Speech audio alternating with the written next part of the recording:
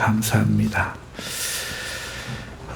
오늘 우리가 살펴볼 것은 성령을 소멸하지 말라 하는 데살로니가전서 5장 19절 말씀입니다.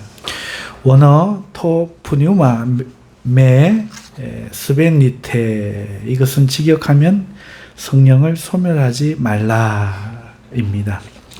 왜 먼저 제가 직역하여 드리는가 하면은 이전 개역 한글 성경에서 성령을 소멸치 말며라고 번역했기 때문에 그렇습니다.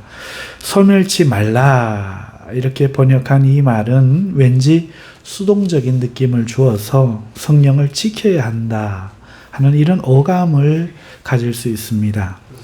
따라서 개역 개정에서는 소멸하지 말라라고 능동적으로 바꾸어 번역했습니다. 그러다 보니 또 반대 의견이 생기는데, 성도가 왜 성령을 소멸을 하고 싶겠는가라는 의문으로 시작해서 성령은 하나님이신데 누가 소멸할 수 있는가라는, 그리고 거기에 더하여 하나님은 소멸될 수 없다면 소멸된다는 것은 성도 안에 내주한 성령이 사람의 행위에 따라 떠날 수 있는 것을 의미하는가? 라는 질문과 함께 아니면 성령의 불이나 영향력을 소멸하지 말라는 뜻인가? 또 그렇게 말을 하면 성령을 목적으로 사용했는데 그것은 올바른 해석이 아니다. 이렇게 다양한 견해들이 부딪히게 되는 것입니다. 그래서 제가 원어로 직역하여 말씀드린 것입니다. 원어에서는 능동형 명령으로 되어 있어서 성령을 소멸하지 말며라고 해석하는 것이 좋습니다. 옳습니다. 그렇다면 왜 개역 한글에서 번역하실 때 번역하시는 우리 목사님들이 이렇게 소멸치 말라 이렇게 번역했는가 하면은 오늘 능동형으로 번역했을 때 지금 생기는 이러한 많은 문제들을 예상했기 때문에 소멸치 말라 이렇게 번역한 것이라 생각이 되어집니다. 제 추측입니다. 그런데 어떤 의미에서 또 그렇게 번역하면 그것은 의역이고 우리가 하나님 말씀을 이해하기에 정말 더 나은 번역인지 저는 확신할 수가 없습니다. 왜냐하면 많은 성도들이 오늘 이 성경을 같이 읽을 터인데 이런 배경까지 이해하고 읽을 성도는 없지요. 원어를 모르니 이렇게 배경까지 이해하고 읽지를 못하기 때문에 이렇게 단순하게 읽으면 성도가 성령을 그러면 잃어버릴 수 있을 가능성을 느끼고 성령을 소멸하지 말라고 했으니 노심초사할 가능성이 주어지는 거죠. 그런 거야? 이렇게 되는 거죠. 그러한 이유로 개역 개정에서는 능동으로 번역했지만 이미 말씀드린 대로 이 이성적인 이해에 문제가 생겨버리기 때문에 개역 한글에서는 수동태처럼 소멸치 말고라고 번역한 것 같습니다. 하나님의 존재와 우리의 행위의 관계에 있어 은혜의 구원을 고백하는 우리에게 있어 이 능동적인 번역은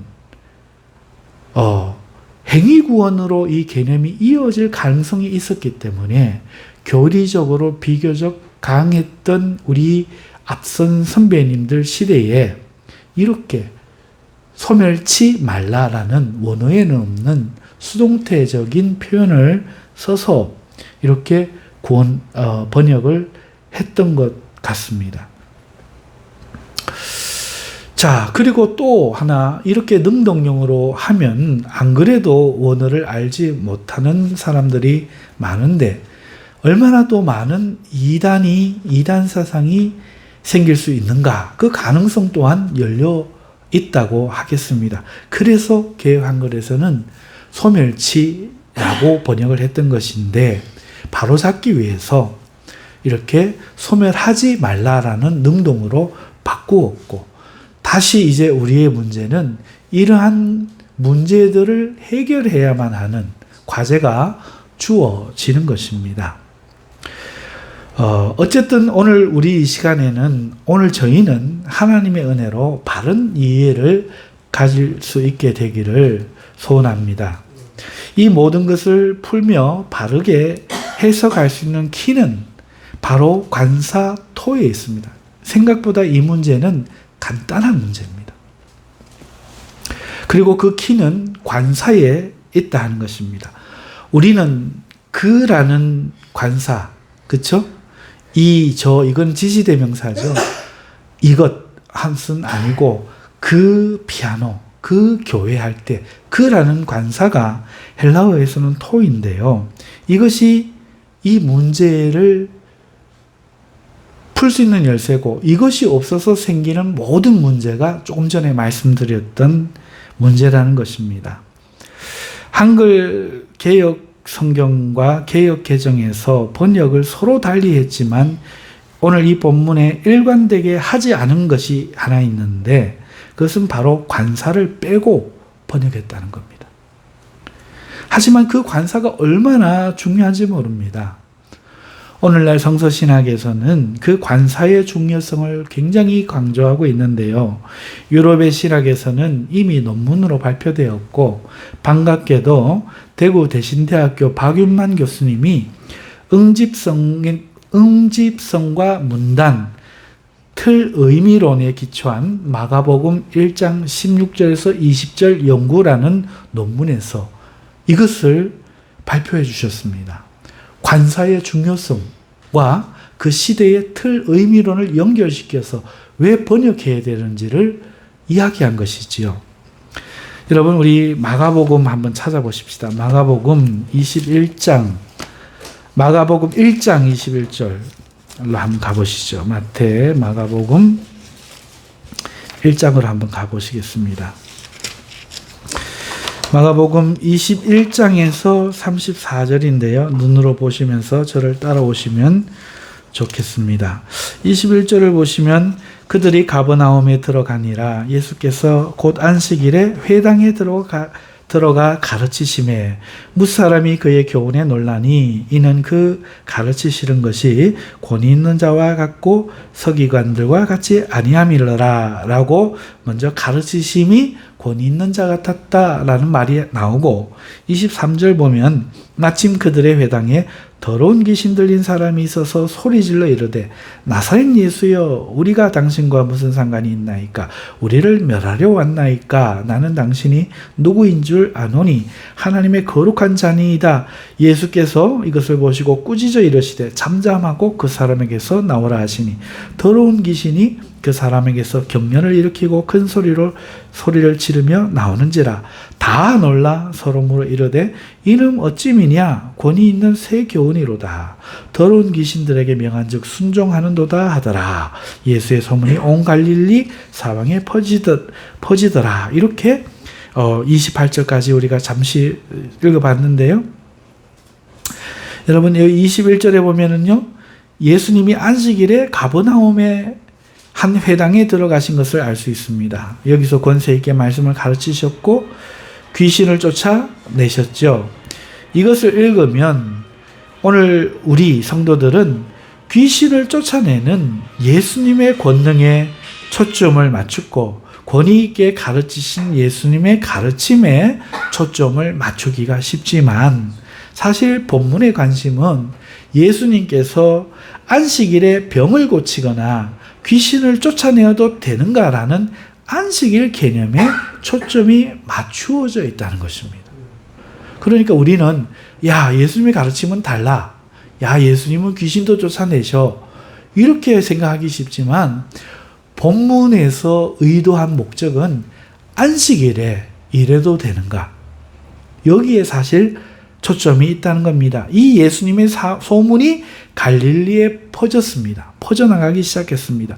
본문만 읽어서는 예수님이 귀신을 쫓아내고 말씀을 잘 가르친다는 이 소문이 퍼진 것으로 이해하기 쉽지만 사실 예수님은 그 이전에도 늘 이것을 하셨죠. 이미 났다는 거죠. 그렇기에 이 소문은 안식일 개념에 대한 소문인 것입니다. 그리고 사람들이 27절에 서로 놀라서 물으며 어찌미냐 권위 있는 새 교훈이로다. 이미 앞에서 했지 않습니까?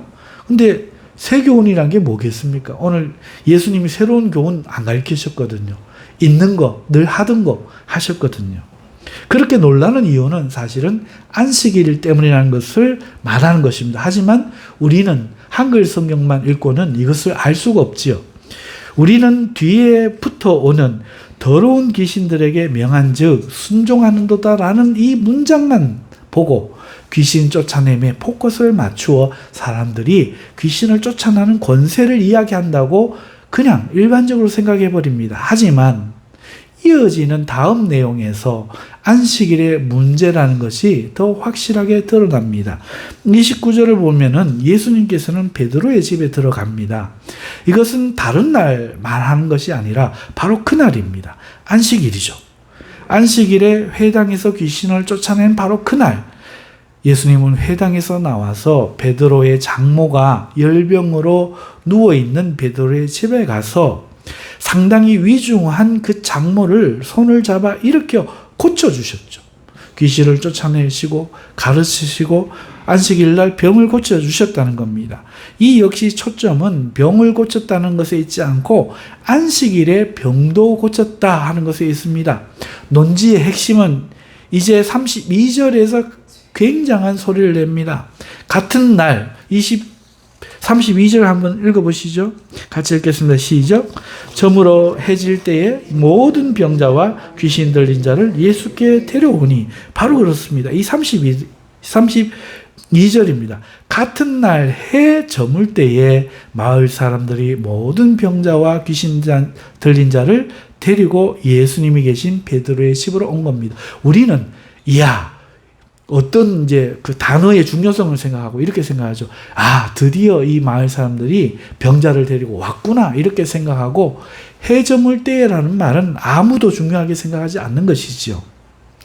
회당에서 귀신을 쫓아내신 그리고 베드로의 장모를 고치신 예수님의 소문이 퍼져나갔다고 이미 말하고 있지 않습니까? 그러면 일찍 오면 되는데 안 오고 해진 후에야 들어왔다 하는 것이죠. 그들이 왜 해지기 전에 오지 않았습니까? 그것은 아직 해가 지지 않았기 때문이에요. 사람들이 왔다는 것보다 더 중요한 것은 해가 졌다, 이게 더 중요해요. 유대인의 하루 개념은 저녁에 해지면서 하루가 시작됩니다. 그리고 다음날 해가 지면 하루가 끝나는 것이죠. 그러니 안식일의 시간은 그 전날 해질 때부터 시작되어서 아직 해가 지지 않으면 끝나지 않는 것입니다. 해가 지지 않았기 때문에 아직 안식일인 겁니다.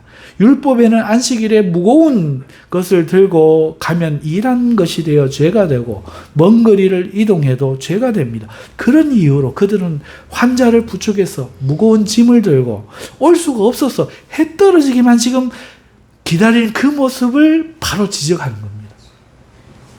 예수님이 구원자신데, 구원자가 맞지만 예수님, 유대인들은 정작 안식일이라는 개념에 갇혀서 안식일보다 크시고 안식일의 주인이신 예수님을 만나 구원을 얻지 못하는 이 모습을 성경이 확 고발하는 것을 박윤만 교수님이 지적해가지고 그 시대의 틀 의미론을 가지고 관사의 중요성을 말씀하시는 거죠.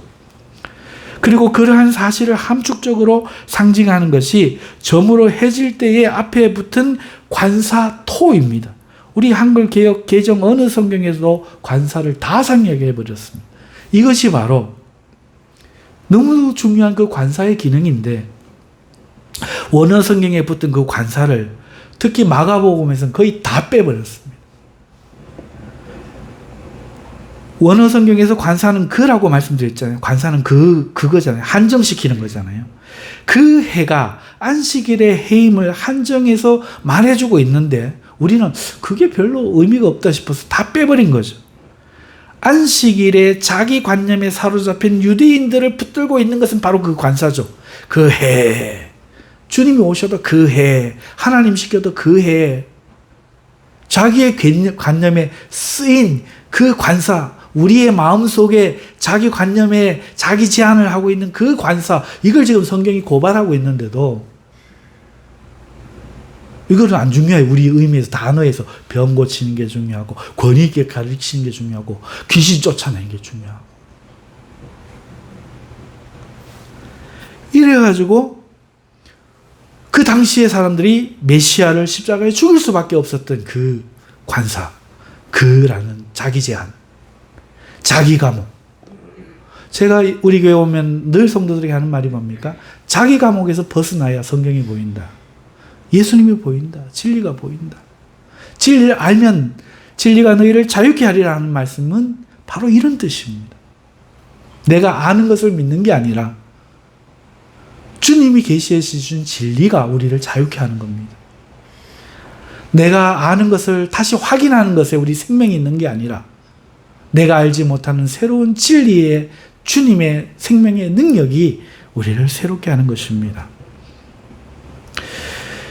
그래서 마가복음에서 1장에서 지금 바로 이것을 가리키기 위해서 바로 그 해, 안식일의 해라고 토를 붙여 넣는 것이죠. 이렇게 그라는 관사 하나가 그 당시 사람들이 살고 있었던 시대에 가지고 있었던 어떤 관념의 틀, 안식일의 틀을 보여주는데 이것이 바로 틀 의미론입니다. 이거를 이제 교수님이 논문으로 발표한 거죠. 오늘 본문으로 이것을 이해를 가지고 돌아와 보면은 같은 문제가 발생하고 있다는 것을 알 수 있어요. 오늘 현대 우리나라의 말이죠. 원어 성경에는 분명히 관사가 붙어 있는데 우리 성경에는 관사를 생략했어요. 의미가 없다고 본 거죠. 그냥 하나님 가리키는 거라고 생각해버린 겁니다. 그러나 성령을 소멸하지 말라는 번역이 이것 때문에 오해가 생긴 것을 아무도 몰라요. 만일 관사가 적용된다면 어떻게 했습니까? 그 안식일에 해가 빠져 있었던 것처럼 점으로 해가 질 때의 그 앞에 관사가 가리키는 그 안식일이라는 것이 빠져 있었던 것처럼 오늘 이 데살로니가전서 5장 19절에 관사가 적용되면 어떤 성령이겠냐고요. 그 성령은 반드시 그 어떤 성령을 말하겠죠. 즉 성령 자체를 말하는 것이 아니라 어떤 성령에 관해 지시하고자 하는 한정하는 용법이 들어있다는 것이지요.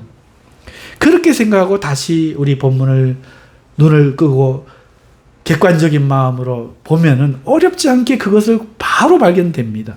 무엇인가 하면 바로 16절에서 18절의 내용이죠. 문법에서 자연스럽게 앞에 그라는 것이 붙은 것을 한번 언급한 것을 언급할 때 그라는 걸 붙이는 거 아닙니까?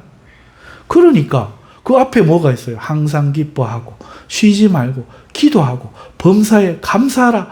이것은 하나님의 뜻이기도 하지만 이 하나님의 뜻을 우리 성도에게 이루기 위하여 오신 성령님, 그 성령님께서 주도하시는 그 일임을 깨달을 수 있고, 그렇기 때문에 이 빠진 번역하지 않은 그라는 관사는 성령께서 성도로 하여금 기뻐하게 기도하게 감사하게 하시는 그 일을 소멸하지 말라는 것인 거죠. 한국교회는요, 성서신학이 참 약합니다. 좀 약한 편이에요. 대신 교리신학과 실천신학이 많이 강합니다. 성서신학은 성경 자체에 대한 학문과 연구와 연결되어 있어서 오늘날 당장 교회를 부흥시켜야 하고 초신자들에게 신앙의 뼈대를 갖추어야 하는 이 교회에서 외면받아 온 것이 사실입니다. 하지만 성경은 성도 신앙의 반석이 되는 것을 생각할 때에 이는 시급히 교정되어야 할 문제라고 생각합니다. 당장 본문만 보더라도 이것의 중요성을 알 수 있는 거죠. 이거 한 가지만 알면 아하, 하나님의 이 역사를 소멸치 말라, 이 뜻인 줄 깨달을 수 있는데 관사를 다 생략을 해버렸더니 아무것도 모르고 오해로 하나님이 사라지는가 떠나는가 여러 가지 문제가 생겨서 아유 그러면 안 되지, 소멸치 말라 번역했더니 막 지키기 위해서, 구원을 지키기 위해서 방어하는, 성령을 지키기 위해서 방어하는 이런 잘못된 관념을 가져버릴 위험성이 생기는 것이지요. 자, 그러면 성령을 소멸치 말라는 말씀은 무슨 뜻입니까? 성령 자체가 소멸되거나 떠나거나 성도에게 행위의 중대한 요소가 성도에게 있다는 것을 말하는 문장이 아니라는 것이죠. 하나님의 역사인 기쁨과 기도와 감사하게 하시는 이 역사를 우리가 인위적으로 소멸하지 말라, 이 말씀인 거죠. 자, 이번에는 자연스럽게 이게 이해되었으면 소멸이라는 뜻을 잠깐 살펴봐야 좋을 줄로 생각이 듭니다. 소멸, 스벤리테는 불을 끌 때 끈다라는 뜻도 있고 가라앉힌다, 제지하다라는 이런 뜻도 있습니다. 성령을 제지한다, 가라앉힌다, 이건 우리가 번역할 때 생각하기 어렵지 않습니까? 그러니까 성령을 끈다라는 뜻으로 한자 소멸로 번역해버린 것입니다. 하지만 이 단어는 매력이나 영향력, 감정, 힘 이런 것 등을 억제하고 자제시킨다 할 때 사용하는 단어예요. 일반적으로 헬라어 문헌에서 그렇게 사용하던 단어입니다. 그러니까 본문의 경우는 이 번역이 옳아요. 왜? 앞서 기쁨, 감사, 기도 이런 것들에 대해서 제지하지 말라, 억제시키지 말라 이렇게 번역하는 게 늘 쓰는 용어 그대로 성경을 쓴, 고인의 언어로 성경을 쓴, 모두가 아는 언어로 성경을 쓴 이유가 아니겠습니까? 그걸 굳이 소멸치 말라 이렇게 번역하는 것이, 불을 끄는 것처럼 번역하는 것이 이상한 것이죠. 정상적인 관사 하나만 알면 이 모든 것이 다 이해가 안 된다는 겁니다. 따라서 소멸시킨다는 뜻보다는 성령께서 이루고자 하시는 하나님의 뜻, 성도를 향한 하나님의 뜻, 곧 기쁨과 감사와 기도 등을 억제하고 자제시키지 말라는 뜻이 합당하지요. 관사 하나만 알면, 이것만 하나만 이해하면 바른 번역이 가능했던 문제라는 겁니다. 별로 어려운 게 아닌 거죠. 오늘날 많은 성도들이 이 말씀을 읽으며 걱정합니다. 자신이 성령을 소멸하는 사람이 되지는 않을까? 성령께서 떠나시면 어쩌나?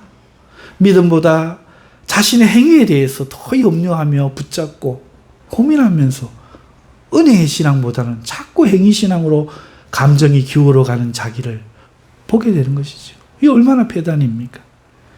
하지만 바르게 이해하면 그런 뜻이 아니라 구원받은 성도에게 하나님이 복음 안에서 주고 계시는 기쁨, 그 기쁨으로 하는 기도의 능력, 그리고 모든 것에 하나님께 감사하며 살게 되는 새로운 이 눈뜨임, 가치관의 전환, 이 역사 등을 하나님이 하시는구나, 성령이 하시는구나, 성령이 오면 뜨거워졌다, 막 뭐 이상한 게 보인다 이런 게 아니라 이런 역사들을 보면서 성령님이 지금 내 안에 역사하셔서 이런 일이, 왜 예배 드리기 전에는 이랬는데 예배 드리고 나서 기쁨이 생기고 피곤했는데 힘이 날까? 성령님이 하셨구나. 깨달아지는 이 놀라운 은혜를 관사 하나 몰라서 못 깨닫고, 내가 이런 일을 당했는데도 감사가 나온 건 지금 성령님이 내게 하시구나. 안 보이는 성령님의 역사를 그걸 통해서 깨달을 수 있는데 관사 하나 몰라서 못 깨닫고 자꾸 자기 행위에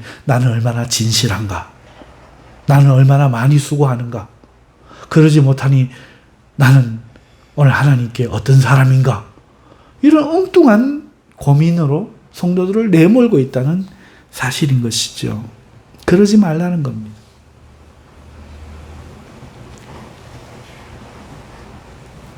사랑하는 성도 여러분, 하나님이 우리를 택하시고 부르시며 믿어 구원받게 하셨습니다. 살다 보면 많은 일이 있어요. 우리 삶에. 우리의 기쁨을 빼앗기 위해서 마귀가 세상에 많은 염려를 줍니다. 사람을 미워하게 하고 감정을 자꾸 건드립니다. 자존심을 건드립니다. 생활고와 피곤함으로 공격하죠. 바쁘게 합니다. 우리가 느긋하여 구원의 하나님을 바라볼까? 마귀는 조급하게 바쁘게 만들어가는 것이죠. 하지만 그럴 때 성령께서는 예수님을 기도의 자리로 이끌어 가신 것처럼 오늘 우리를 모든 것을 내려놓고 멈추고 생각하고 기도한 후 믿음으로 다시 기쁘게 하기를 원하십니다. 이것을 방해하는 것들이 보일 때 여러분 멈춰야 됩니다. 바쁠 때일수록 조급한 마음을 물리치고 자신을 돌아보는 시간을 가져야 합니다. 푸른 하늘 하얀 구름 아래 산책도 하시고 조용히 밤하늘의 별을 보면서 혼자만의 시간도 가지십시오. 여유와 느긋한 마음을 가지고 다시 기도의 자리에 나아가서 하나님 앞에 한번 서보십시오.